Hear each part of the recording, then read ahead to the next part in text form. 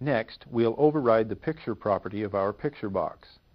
Remember, our picture box is displaying a sample BMP file when the program runs.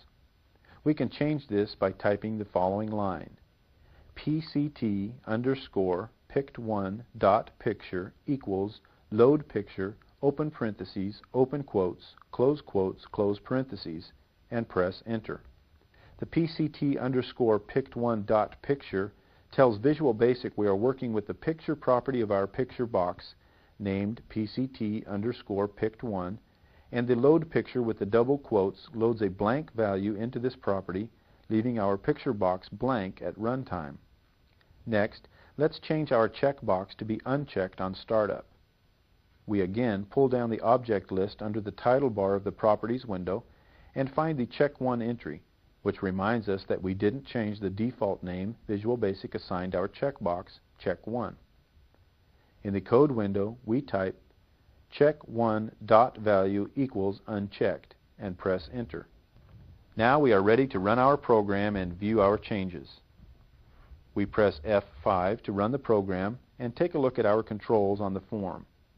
Notice the text in our text box reads New Value. Also, the middle option button within our frame is selected, our checkbox is not checked, and our picture box is empty.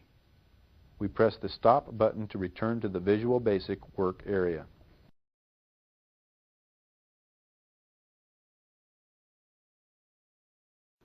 Since we placed our changes to the program in the form load procedure, the properties of our controls were changed as soon as the program loaded Form 1 into memory. Events control when code is executed in a program, and users interacting with any control on our form can trigger events. Let's see how this works. We'll click the View Object icon in the Project Explorer to bring our form to the top. The quickest way to jump into using events and procedures is to use our form as a guide.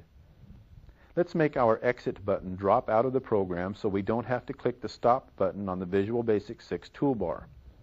To do this, we will need to write code for the Exit button, so we double-click the Exit command button on our form and are presented with the code window. Notice a sub-procedure section has been added in the code window above the form load section we edited earlier. Also, the object drop-down tells us we are now working with CMD Exit, which is our Exit button, and the procedure list box says Click.